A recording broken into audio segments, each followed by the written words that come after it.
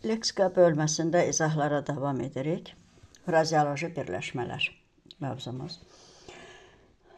Ümumiyyətlə, söz birləşmələri dilimizdə iki qrupa ayrılır. Sabit və sərbəst söz birləşmələri. Burada əvvəlcə sabit və sərbəst sözlərini fərqləndirmək lazımdır. Çünki uşaqlar bəzən bundan bağlı çətinlik çəkirlər. Sabit dəyişməz deməkdir, yəni dəyişməyən, olduğu kimi qalan.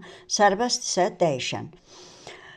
Sabit söz birləşmələrinin tərkibindəki sözlər dəyişmək olmur və bunlar adlanır frazeoloji birləşmələr.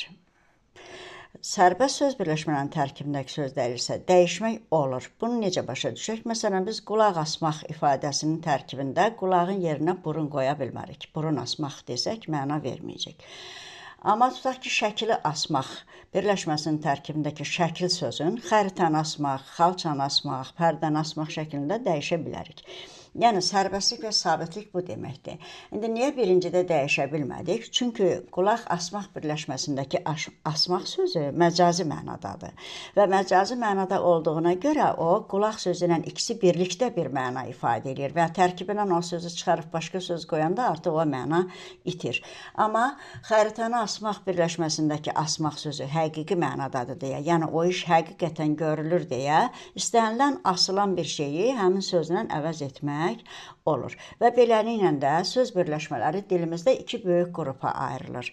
Sabit söz birləşmələri, bunlar adlanır frazeoloji birləşmələr və sərbəst söz birləşmələri. Bunların arasında fərqlər çoxdur. Növbəti videoda o fərqləri izah edəcəyik. Əsas fərq isə budur ki, sabit söz birləşmələri məcazi mənalı söz birləşmələridir. Yəni, onun tərkibindəki sözlərin hamısı birlikdə bir leksik məna ifadə edir. Sərbəst söz birləşməsinin tərkibindəki sözlər isə hər biri ayrılıqda həqiqi mənalıdır və onlar deməli öz mənalarını saxlayırlar. İkinci fərq bunların kateqoriya baxımından fərqidir. Biz deməli sabit söz birləşmələrini, frazeoloji birləşmələr leksik kateqoriyadır və biz bunu öyrənirik leksikologiya bölməsində. Amma sərbəst söz birləşmələri sintaktik kateqoriyadır və bu öyrənilir sintaksisdə.